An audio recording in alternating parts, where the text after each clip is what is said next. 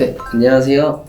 유튜브에서 제가 하고 싶은 영화를 다루는 채널을 운영 중인 멜육돌이 크리에이터 노재혁이라고 합니다. 반갑습니다. 멜육돌이라는 것 자체가 제가 그냥 어릴 때 의미 없이 만들어놨던 그런 닉네임 사용하다 보니까 어느새 인생 닉네임이 돼가지고 채널도 멜육돌이로 개설을 하게 되었습니다.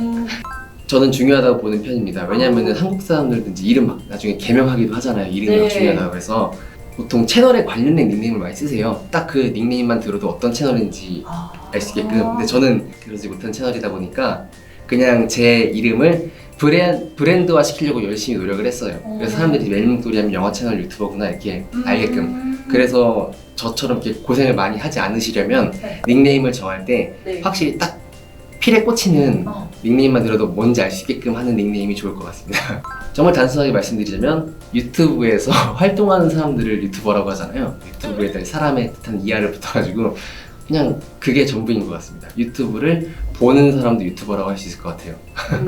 유튜버에 대한 범위는 너무 포괄적이잖아요. 유튜브에서 활동하는 사람들을 다 유튜버라고 부를 수 있는 건데 이게 어떤 국어사전에 사전적인 의미로 있는 것도 아니고 해서 그냥 유튜브에서 활동하는 사람들을 유튜버라고 칭할 수 있겠고, 크리에이터는 조금 다른 것 같은 게 크리에이터는 말 그대로 창조자라는 느낌이니까 어떠한 내 스스로 컨텐츠를 만들어서 창조할 수 있는 그런 능력을 갖춘 사람들을 크리에이터라고 부르면 좋을 것 같습니다.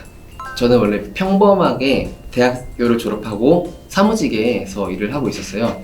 당시에 제가 송도에 살았고 서울까지 출퇴근을 하면서 있었습니다. 왕복 4시간, 편도로 2시간 정도의 이 출퇴근길을 왔다 갔다 하면서 그 시간에 자기 개발을 하기 위해서 막 영어 단어를 공부하시는 분들도 있고 뭐 토익 공부를 하시는 분들도 계시잖아요. 근데 저도 해봤는데 저는 도저히 못하겠더라고요. 그래서 그냥 그 시간을 좀 내 시간으로 즐기자라는 생각에서 유튜브를 많이 봤어요. 그러다가 입사한 지 1년이 채 안 되는 이제 시기에 왜 나는 이렇게 살고 있을까? 되게 이렇게 쳇바퀴 같은 똑같은 분류에서 살고 있는 거에 너무 답답해가지고 유튜브를 해보자 라고 해서 그 1년 딱 채우면 퇴직금이 나오는데 그냥 퇴직금 나오기 전에 때려치고 그때 당시 인천에서 MCN 뭐 수업 과정 같은 걸 하고 있었어요. 그래서 그거를 지원해가지고 바로 유튜브 양성 과정 이런 수업에 들어가서 유튜브의 길을 걷게 됐습니다. 아니요, 여러 가지 방법이 있는데 정말 아무것도 모르시는 분들이 유튜브를 접하시려면 어디서 주변에 물어볼 데도 없고 요즘 들어 뭐 학원이 많이 생긴다고 하지만 그렇게 쉽게 접할 수 있는 학원이 아니잖아요. 그래서 그렇게 지역 사업으로 할 수 있는 프로그램에 참여하시는 게 가장 좋은 방법인 것 같고요. 그게 아니라고 하면 요즘에는 유튜브를 하려면 유튜브를 통해서도 배울 수 있어요. 왜냐면 그렇게 많은 유튜버분들이 유튜브를 할 수 있는 과정에 대해서 많이 자신들의 컨텐츠를 올려놓은 게 있으니까.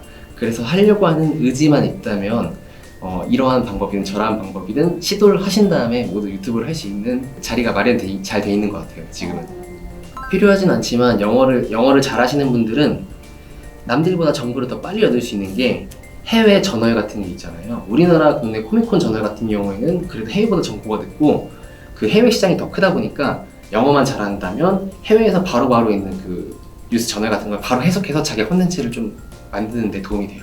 그리고 예고편이 나와도 한글 자막이 없어요. 그러다 보니까 영어만 잘해도 이 예고편이 뭔 뜻인지 아니까 바로 예고편 분석 같은 걸 만들 수 있고, 영어는 필수가 아니지만 도움이 됩니다.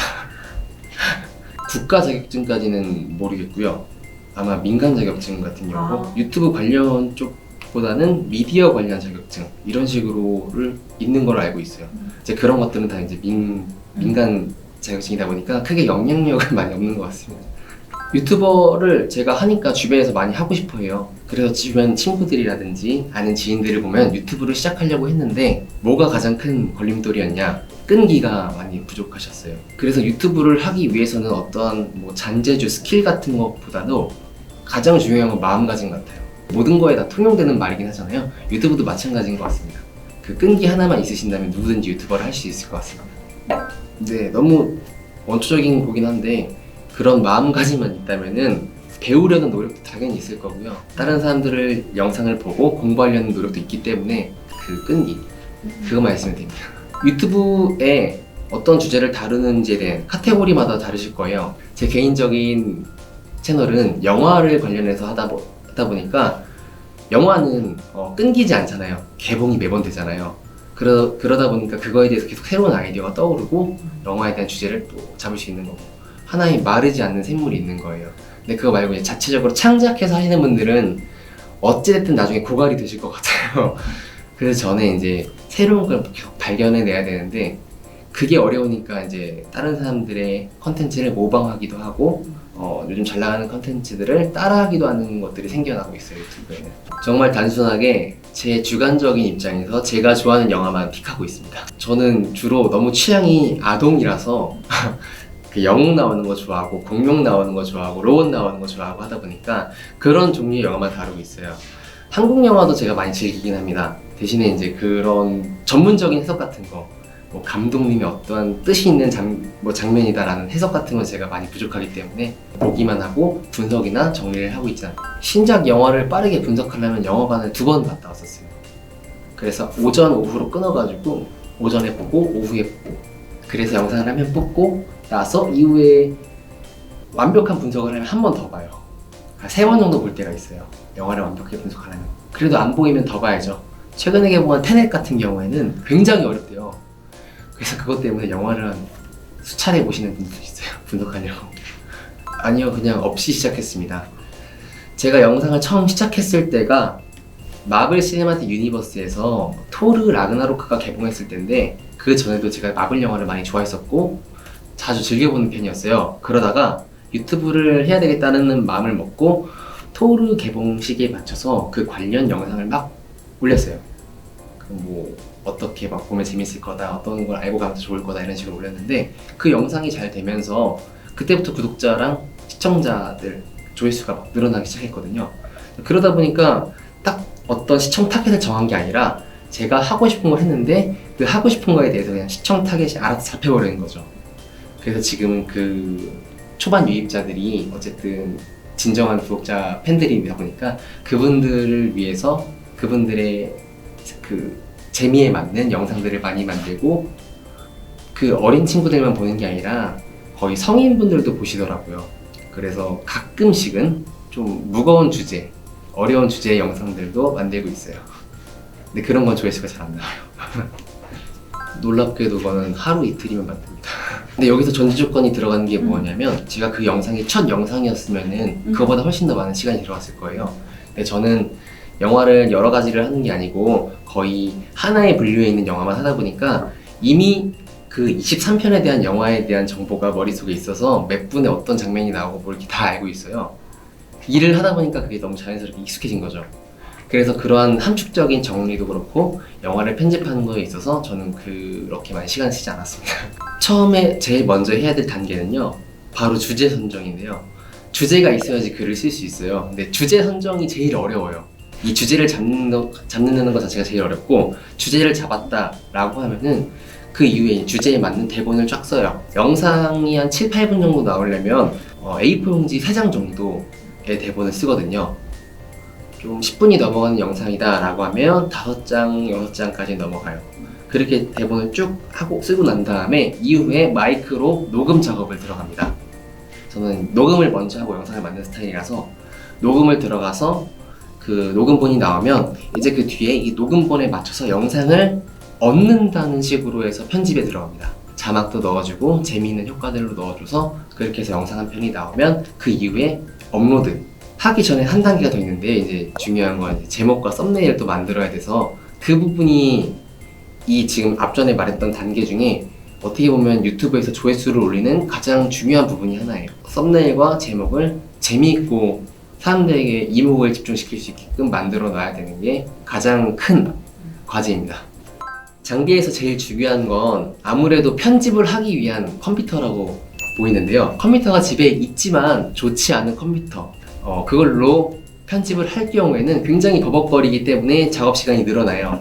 그래서 어느 정도 조금 성능이 좋은 컴퓨터를 갖춰주시는 게 1차일 것 같고요. 만약에 촬영을 해야 되는 컨텐츠라고 하면은 당연히 카메라도 있어야 되고 마이크도 있어야 되지만 카메라 한 대 값이 거의 보통 100에서 200 정도 하잖아요. 적지 않은 금액이라서 구비하시기에 많이 어려움이 있을 거예요. 특히나 어린 친구들은 큰 장비에 대해서 욕심을 먼저 내려놓으시고 그래도 핸드폰은 있으니까 핸드폰으로 찍어보고 나서 나중에 영상에 대해서 조회수가 잘 나온다든지 구독자들, 시청자들이 내 컨텐츠를 좋아해 줄 경우에 이때 내가 이제 시청자들을 위해서 좋은 장비를 투자해서 보답을 하고 싶다 라고 할 경우에는 좋은 장비를 사시는 게 맞는 것 같아요.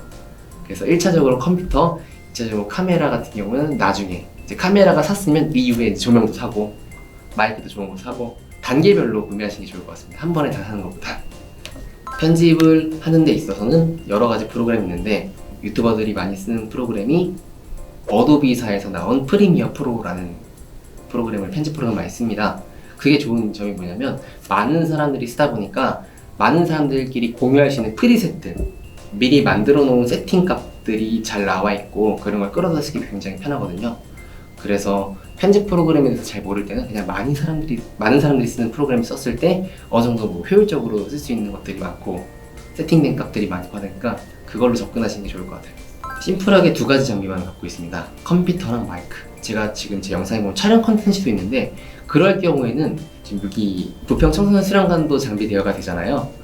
그 지역구마다 그런 장비 대여하는 곳이 있을 거예요. 인천 같은 경우는 뭐 시청자 미디어 센터가 있고 그런 곳에서 장비를 대여해가지고 촬영 콘텐츠를 찍은 다음에 다시 반납하고 이런 식으로 찍는 게 훨씬 더 효율적이라서 그렇게 하고 있습니다. 유튜브 시작하면서 약속한 게 있어요. 무조건 일주일에 한 편 올린다 라는 약속을 했어요. 그래서 그걸 지금까지 특별한 경우가 아닐 시에는 계속 해오고 있고요. 저는 금요일하고 토요일날 많이 올리는 게 왜냐면 보통 일상생활을 하시는 분들이 언제 이제 좀 누워서 유튜브 막 보실까 뒹글뒹글 거리나 보실까 그러니까 평일 저녁 시간대도 많이 보시고요 하는데 이제 금요일날 밤부터 해가지고 토요일날 아침에 올리면 되게 좋아요. 왜냐면 주말에 사람들이 쉬니까 그분들이 계속 유튜브를 보거든요. 그러다 이제 내 걸 볼 수 있는 확률이 높아지고 그래서 금요일날 또는 토요일날 영상을 많이 업로드하고 있어요. 근데 공식적이진 않습니다. 보통 한 명이랑 하죠. 보통 크리에이터랑 편집자만 있으면 되니까 내가 소재를 주면 이 편집자는 그거에 받고 재미있게 편집을 해주시는 분.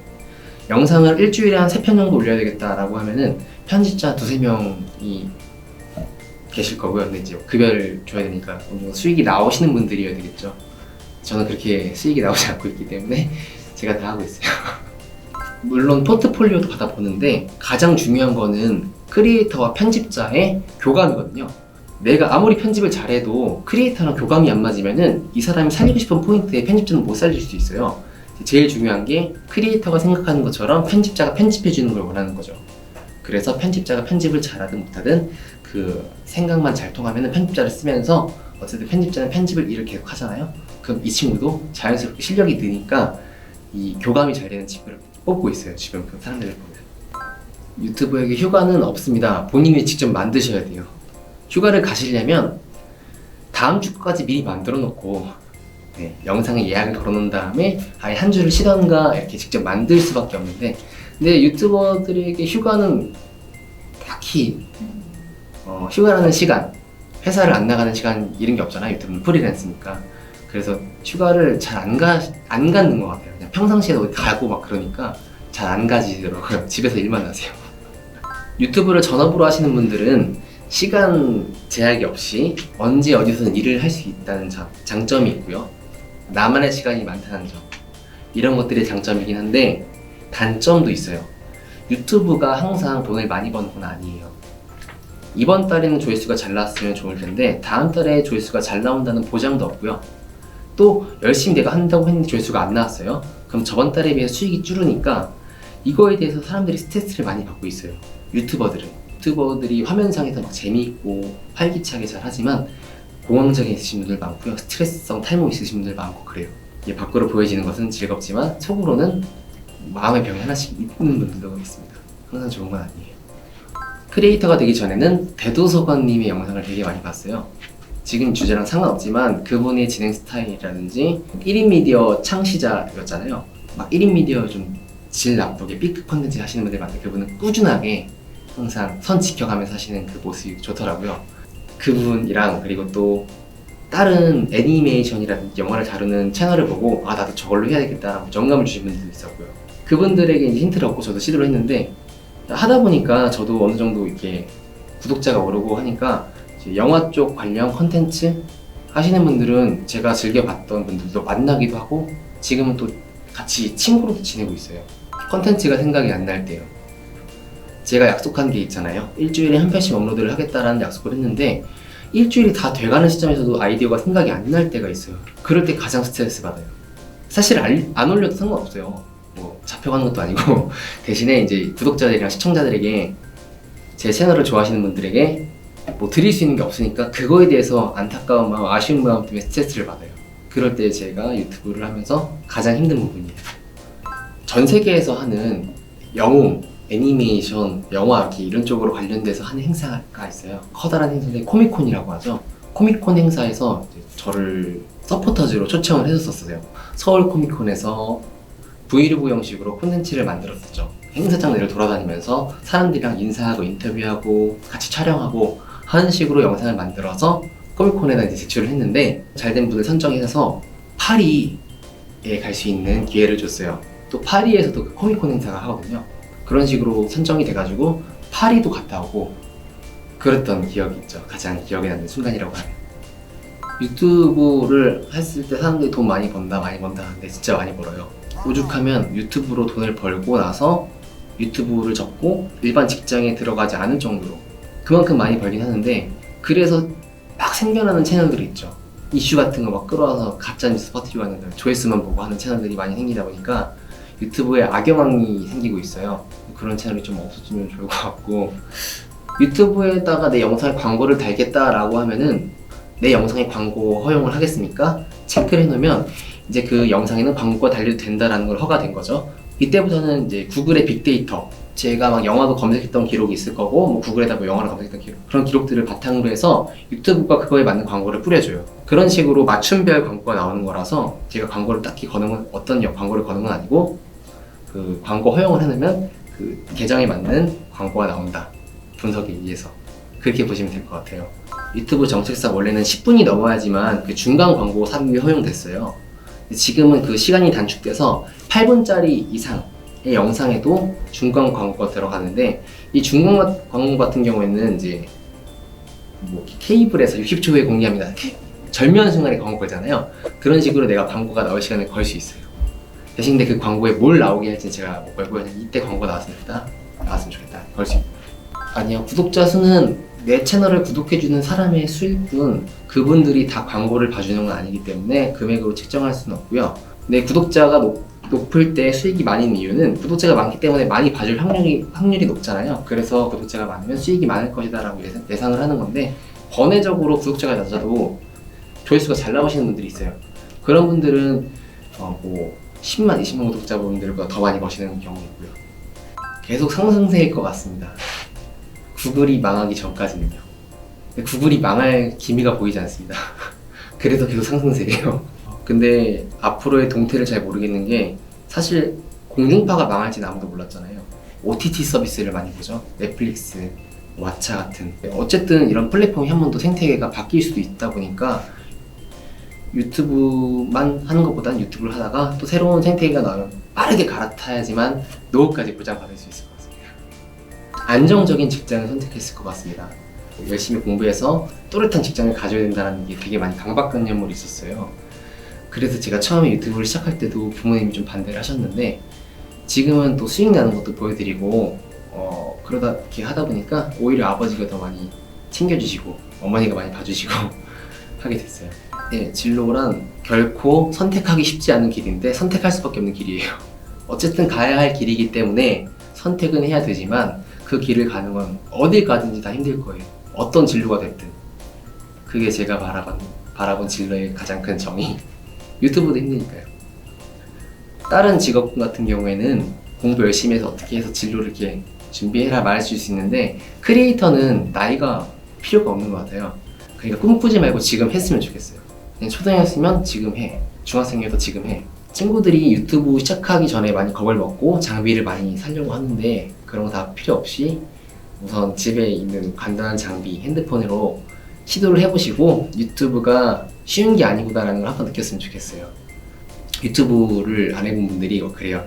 별것도 아닌 것 같다, 돈 번다 막 하는데 사실 많이 안 보이는 곳에서 고생 많이 하고 생각 많이 하고 있거든요. 그래서 어린 친구들도 한번 이렇게 경험해 보시고 그래서 이제 유튜브를 해야 될지 말아야 될지 빠른 나이에 이제 정해놓고 앞으로 고등학교도 가야 되고 대학교도 가야 되니까 미리 진로를 정해보는 게 좋을 것 같습니다.